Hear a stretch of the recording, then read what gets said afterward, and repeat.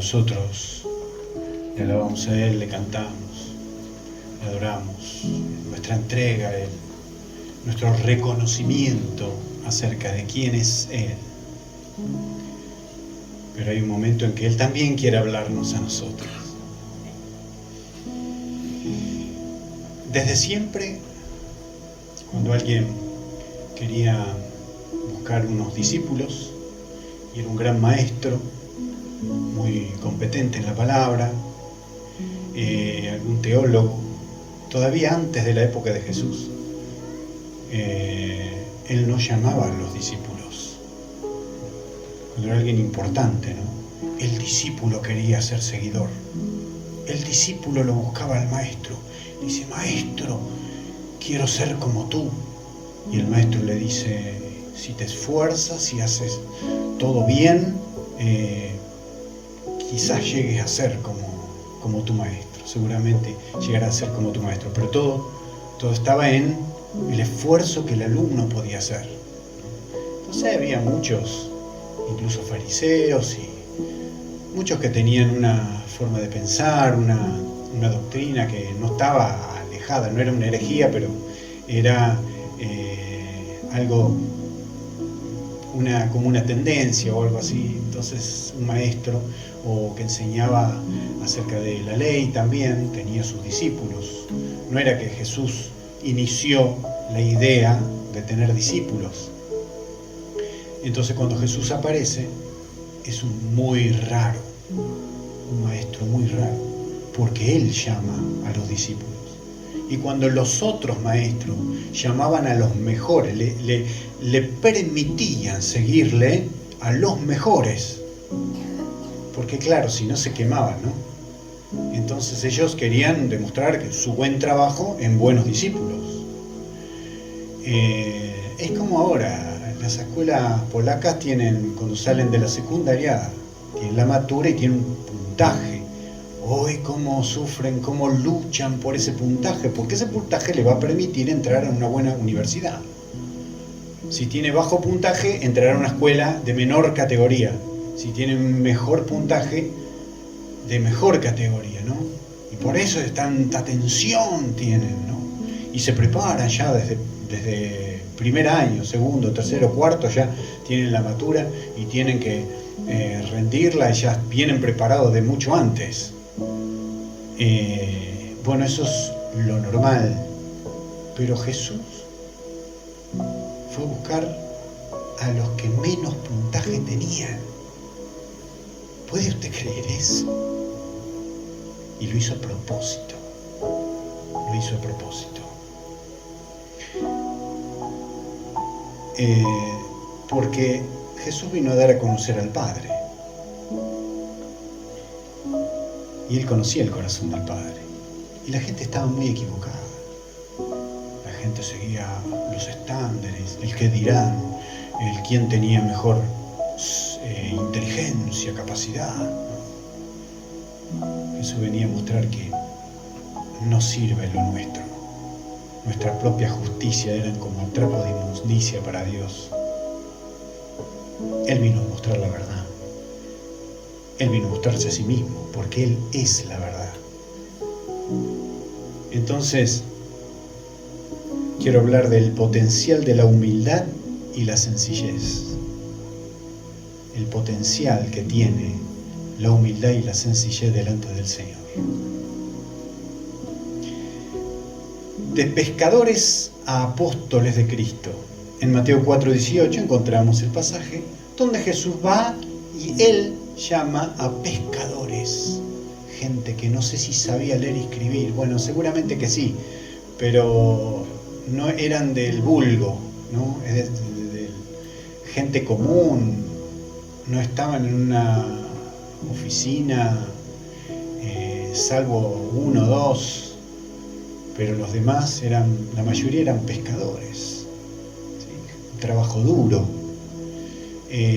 Sí, había que saber un poco de la pesca, pero eso no es una gran ciencia, ¿no? Es más bien la práctica que da el mismo trabajo. Mateo 4:18 dice: Jesús iba caminando por la orilla del lago de Galilea, cuando vio a 2 hermanos.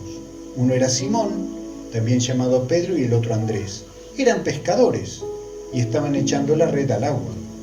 Jesús les dijo: síganme, y yo los haré pescadores de hombres. Al momento dejaron sus redes y se fueron con él.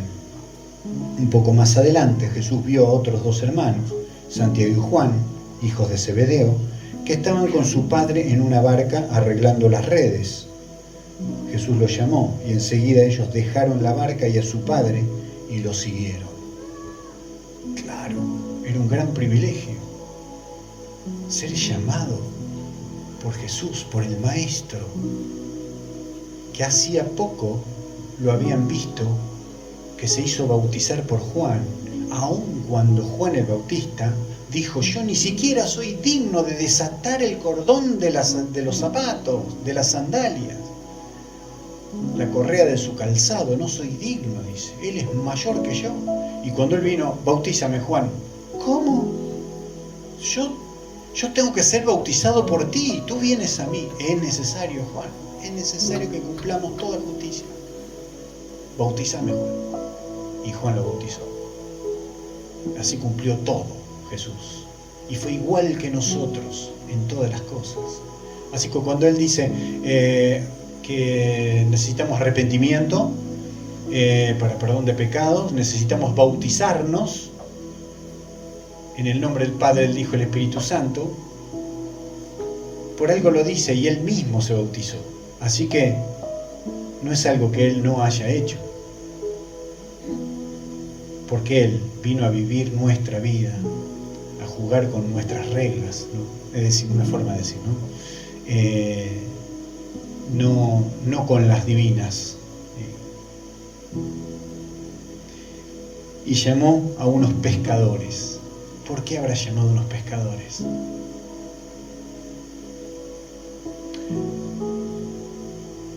De pescadores apóstoles de Cristo. El siguiente. Romanos 4:17, la segunda parte del versículo dice: así que Abraham creyó en el Dios que da vida a los muertos. El primero de todo que escucha la voz de Dios, que Dios lo hace salir de su tierra, de su parentela, de su cultura. Voy a hacer algo nuevo contigo. No voy a mejorarte, Abraham. No. Voy a hacer algo nuevo contigo y esto va a suceder a través de la fe. Quizás no lo vas a ver, pero tienes que creerlo. La fe de Abraham fue contada como justicia.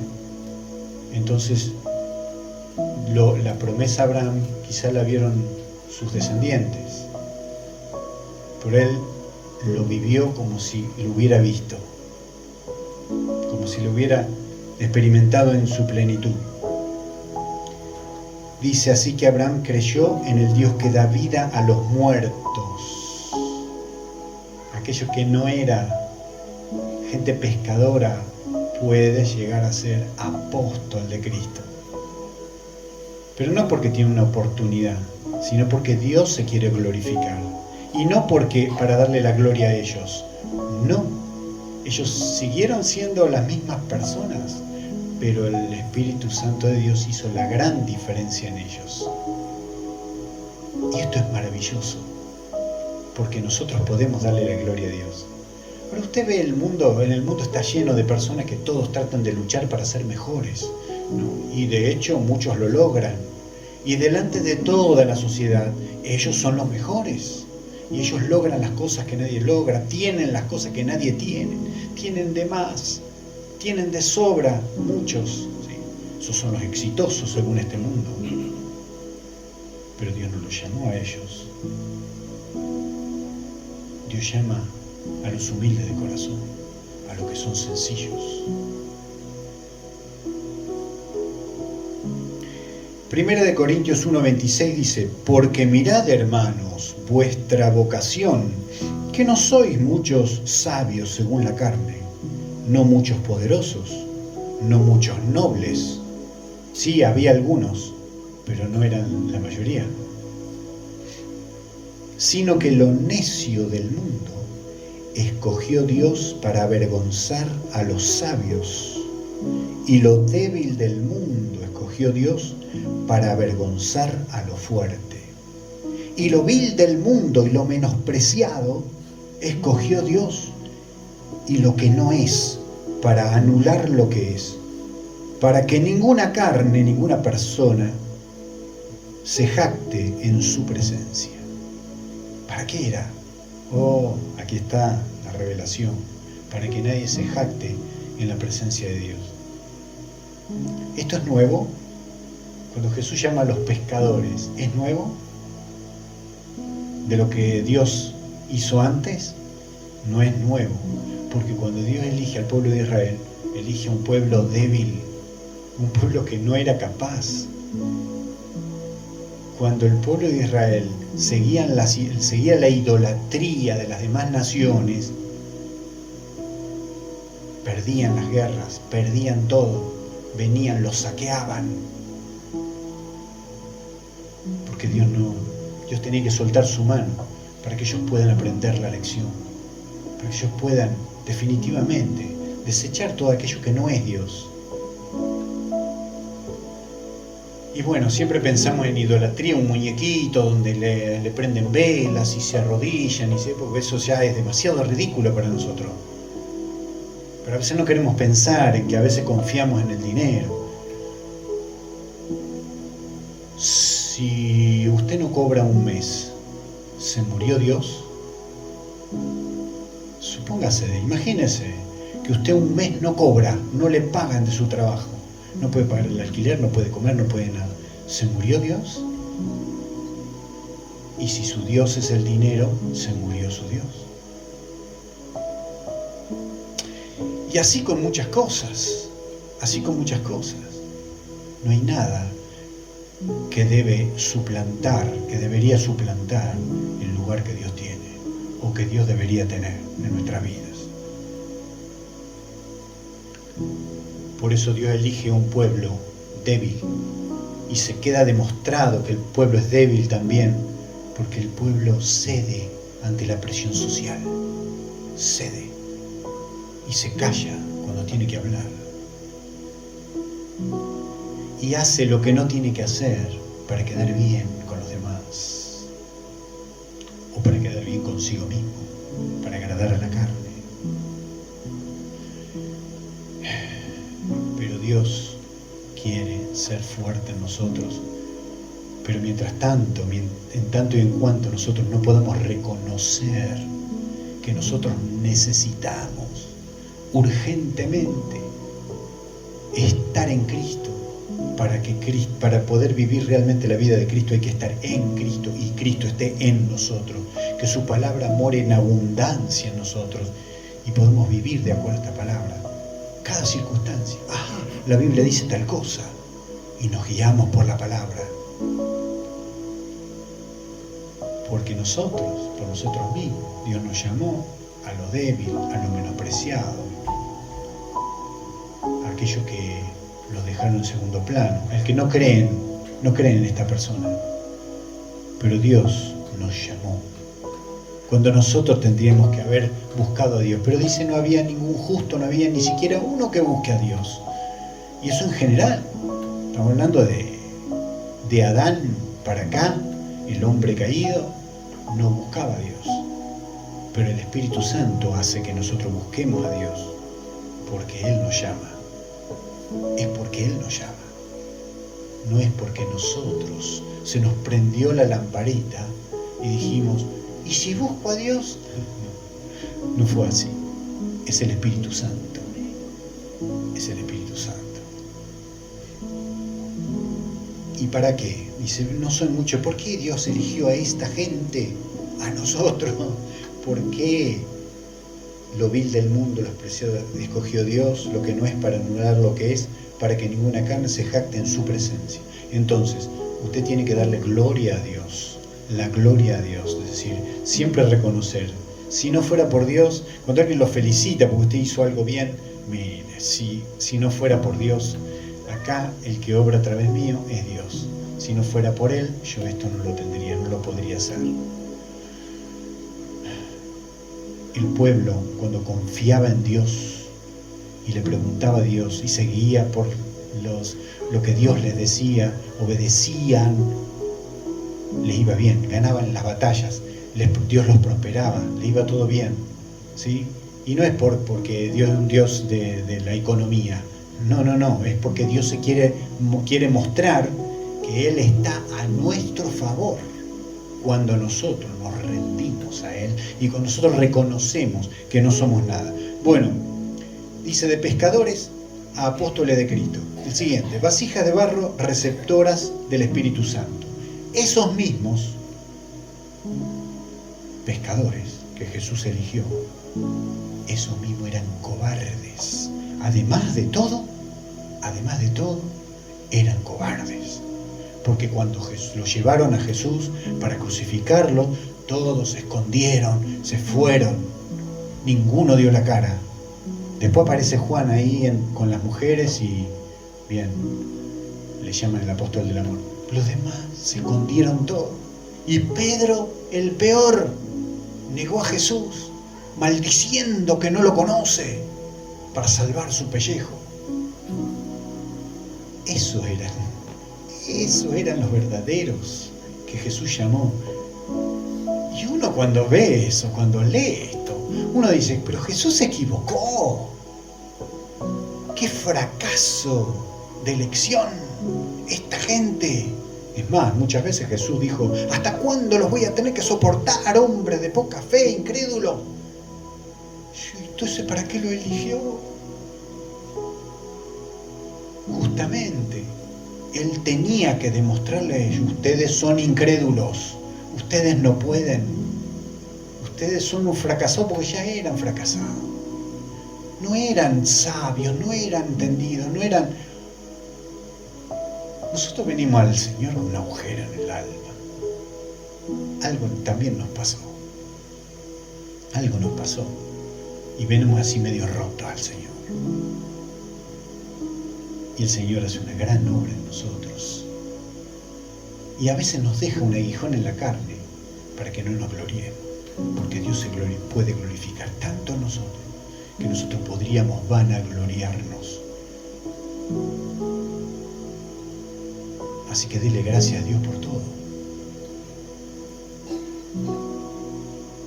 Vasija de barro receptora del Espíritu Santo. Hechos 4:8. Entonces Pedro, lleno del Espíritu Santo, les dijo, gobernantes del pueblo y ancianos de Israel, nada más y nada menos, Pedro, el cobarde. Pero en Hechos capítulo 2, viene el Espíritu Santo sobre ellos, los llena, hablan en nuevas lenguas, son de testimonio para el mundo, ahí se convierten 3.000 personas a Cristo, porque vieron un milagro explosivo. Y a partir del Espíritu Santo, dinamis, a partir del Espíritu Santo en ellos cambiaron, fueron otras personas, fueron valientes. Y Pedro acá, Pedro, antes tenía miedo que los maten, fue capaz de negar a Jesús blasfemando. ¿Qué dice? Lleno del Espíritu Santo, se pone en pie en el día de Pentecostés. Y más adelante, un poquito más adelante, dice, también estaba frente a los gobernantes. ¿No le tiembla la rodilla? Cuando tiene que estar, imagínese, frente al presidente de la nación.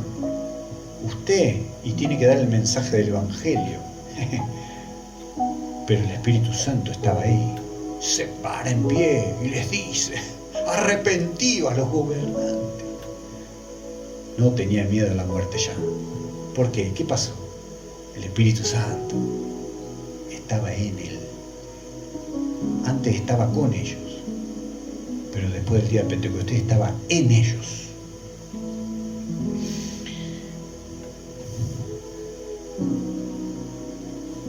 Hechos 4:13 dice, entonces viendo el denuedo de Pedro y de Juan, y sabiendo que eran hombres sin letras y del vulgo, personas comunes de la calle, se maravillaban y les reconocían que habían estado con Jesús. Y ahí está toda la diferencia. Lleno del Espíritu Santo, habiendo estado con Jesús, son otras personas. seguían siendo del vulgo, seguían siendo sin letras, no habían ido a la universidad, como el apóstol Pablo. El apóstol Pablo era un genio, era un erudito, sabía todo. Sin embargo, el que dijo, todo eso lo estimo por basura para ganar a Cristo. Así que él tuvo que humillarse para que pueda ser glorificado Cristo en él. Dice, todo el tiempo estoy entregado a muerte, todo el tiempo. Y pasamos persecuciones, pasamos hambre, pasamos esto, pasamos el otro, pero no estamos destruidos.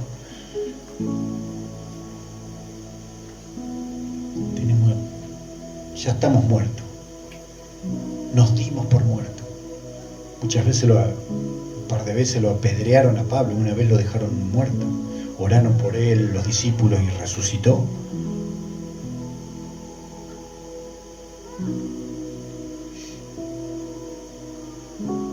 Entonces le reconocían que habían estado con Jesús.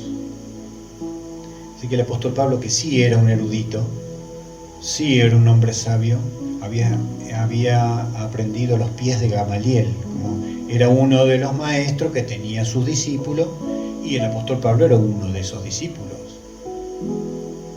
Y el apóstol Pablo se esforzó mucho para ser el mejor discípulo de Gamaliel. Y cuando él citaba a Gamaliel, entonces, Gamaliel. Él también dice, todo eso lo tengo por basura.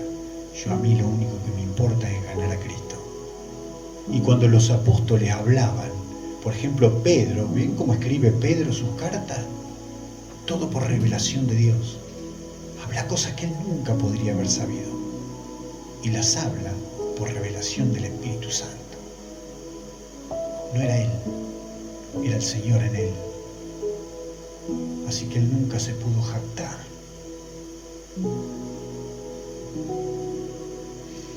2 Corintios 4:7, pero tenemos este tesoro en vasos de barro. ¿Por qué? ¿Por qué lo hizo así? ¿Porque Dios formó al hombre del polvo de la tierra? ¿Por qué lo hizo débil?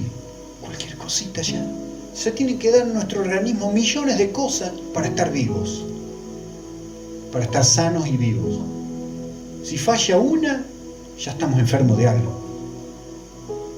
Ese es el ser humano, frágil, como un vaso de barro. ¿Por qué eligió hacernos así? Justamente, acá lo dice, pero tenemos este tesoro en vasos de barro para que la extraordinaria grandeza del poder sea de Dios y no de nosotros. Dios quiere demostrar a través de nuestra fragilidad humana su gran poder. Si usted se deja usar por el Señor, Dios quiere usarlo a usted así. Permita que Dios lo llene con su Espíritu Santo. Porque la promesa es para vosotros, dice el apóstol Pedro, para vuestros hijos, para todos los que están lejos y para todos cuantos el Señor vuestro Dios llamare. Usted no puede, nadie puede decir que los dones, que el hablar en lengua, que todo esto que Dios hace era para antes. Porque el apóstol Pedro dice claramente, para todos cuantos el Señor vuestro Dios llamare. ¿Dios lo llamó a usted? Claro, si no, no estaría aquí.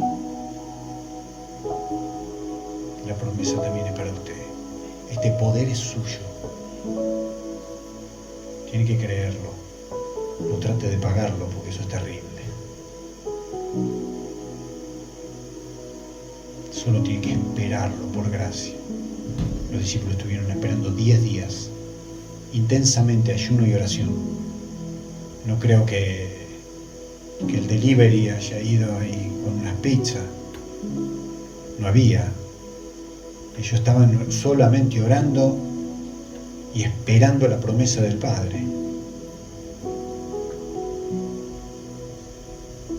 Y cuando esperaron lo que tenían que esperar, ahí descendió el Espíritu Santo, de repente. ¿Sí? Entonces no controlamos nada nosotros, no controlamos nada. Al Señor ni se le ocurra pensar que puede controlarlo, o el Espíritu Santo. El Señor lo quiere usar a usted, pero permita, entregue el control al Señor. Bueno, eso pasó con los discípulos. Sabe que los discípulos eran judíos, eran israelitas. El apóstol Pablo después dice, después a lo último me apareció a mí como si fuera un abortivo, pero él también era israelita, de la tribu de Benjamín.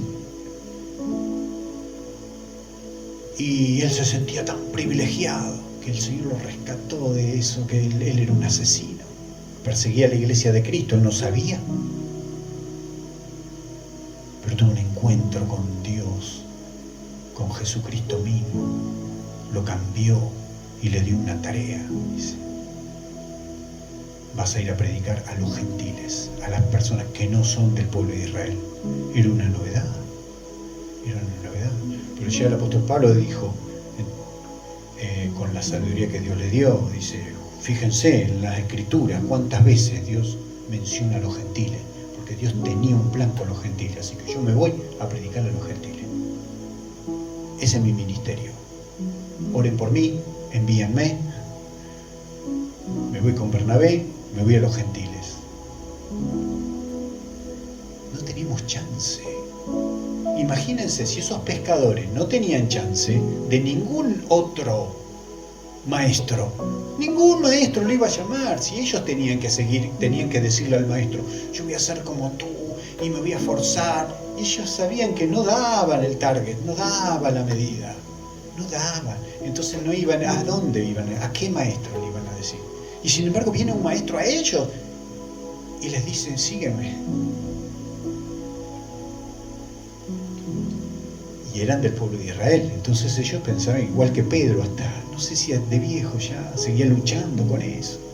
Era una lucha para él, porque él creía, era etnocéntrico.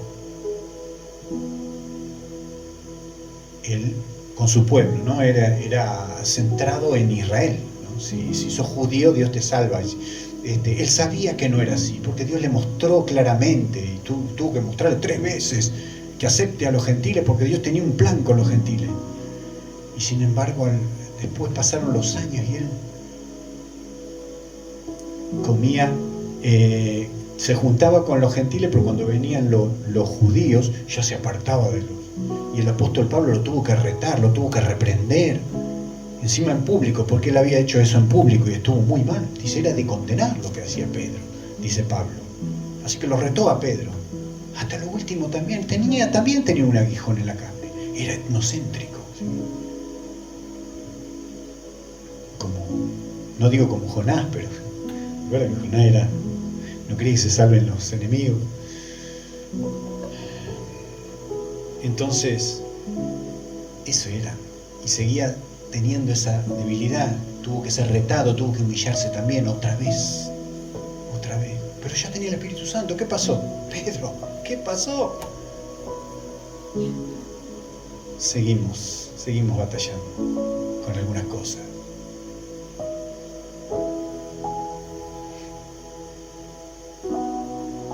Vosotros, que en otro tiempo, y eso lo está diciendo a nosotros, no eras pueblo. Los discípulos por lo menos eran judíos, eran israelitas. Nosotros ni eso.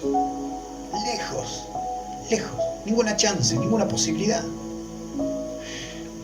Y a veces tenemos que ver nuestra raíz, hermano, nuestro génesis, porque nos olvidamos y hasta pensamos que lo merecemos.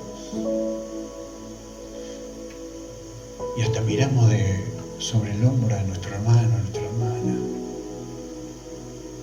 Porque el Señor me bendijo más a mí. Me dio sabiduría. ¿Y qué tal? ¿Qué tal lo hice?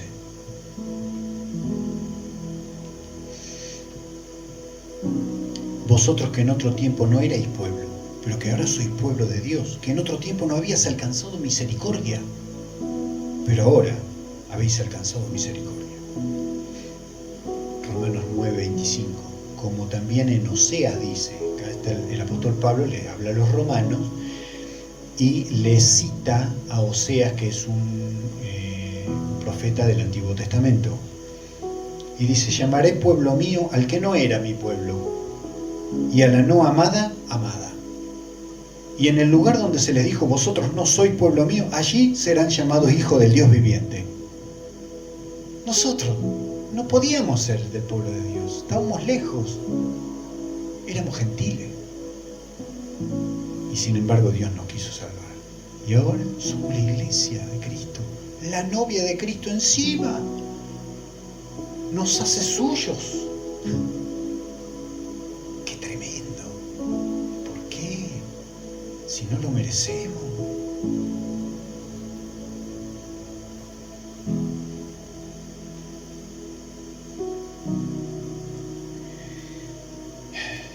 Y así Jesús ve a su novia hermosa,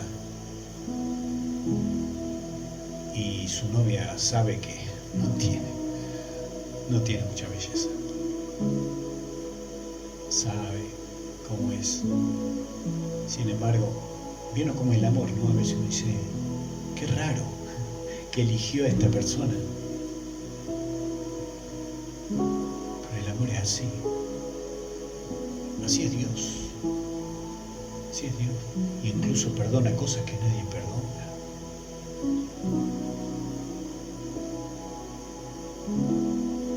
Perdona el adulterio. Porque nosotros, cuando nos íbamos tras otros dioses, cuando confiamos en otras cosas que no era Dios, incluso conociendo al Señor, hemos caído muchas veces en eso. No cobré este mes, se me rompió el auto, ¿qué hago ahora? Se murió mi Dios, todo en lo que yo me apoyaba. Pero estoy acostumbrado, el lavarropa se me rompió y ahora tengo que lavar a mano. Tremendo, ¿no? Y a veces confiamos en tantas cosas. Hay que recordar nuestro Génesis. El Señor nos eligió cuando no debería habernos elegido.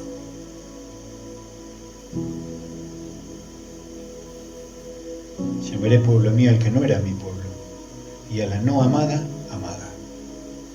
El lugar donde se les dijo: vosotros no sois mi pueblo mío, así serán llamados hijos del Dios viviente. ¿Sabe qué es esto? Él cita a Oseas. ¿Y sabe qué le dijo Dios a Oseas? Tienes que buscarte una mujer de fornicación, una adúltera, que te va a engañar. ¿Qué? Sí, yo te voy a mostrar cómo es mi amor por el pueblo de Israel, por mi pueblo. ¿Y usted cree que nosotros somos mejores? No, no somos mejores. Y Dios nos sigue amando y nos perdona. Y no solo eso, el siguiente, por favor. Somos pueblo de Dios, reyes y sacerdotes. Reyes. Ya es mucho ya. Y sin embargo, Dios lo quiso hacer. 1 Pedro 2:10 dice: vosotros que en otro tiempo no erais pueblo, pero ahora sois pueblo de Dios, que en otro tiempo no había alcanzado misericordia, pero ahora habéis alcanzado misericordia. Mas vosotros, esto es el versículo anterior, quise empezar con el posterior para decir que no éramos del pueblo de Dios y no merecíamos ser del pueblo de Dios. ¿Qué dice? Mas vosotros sois linaje escogido, real sacerdocio, nación santa, pueblo adquirido por Dios, para que anunciéis la virtud de aquel que os llamó de las tinieblas a su luz admirable. Vosotros que en otro tiempo no erais pueblo, ahora sois pueblo. Y el versículo anterior. Y en Apocalipsis, que es el último libro, las últimas cosas que Dios le dice a la iglesia, cuando habla de las cosas finales también nos dice: al que nos amó y nos lavó de nuestros pecados con su sangre y nos hizo reyes y sacerdotes para Dios su Padre, a Él sea gloria e imperio por los siglos de los siglos. Amén. Encima nos pone una corona en la cabeza. Qué responsabilidad. Claro, el primero cambia nuestra naturaleza y no ha terminado su obra contigo. Si tú te ves hoy por hoy, como estás delante de Dios, y a veces hay que preguntarle al Señor y nos da no sé qué por lo que no sabemos qué nos va a decir el Señor. Señor, ¿cómo estoy delante de ti? Y no se lo decimos. ¿Sabe por qué no se lo decimos? No es muy usual que digamos, Señor, ¿cómo estoy delante de ti? Porque tenemos miedo de que no estamos bien. Sospechamos, tengo una sospecha grave de que no estamos bien con Dios. Siempre tenemos nuestras cositas, ¿no? Sin embargo, Él no retiró su mano de nosotros y no ha terminado su obra con nosotros. Sigue formando esa vasija. Y finalmente, en Salmos 138:6 dice: porque Jehová es excelso y atiende al humilde, mas al altivo mira de lejos. Y ahí está la gran diferencia.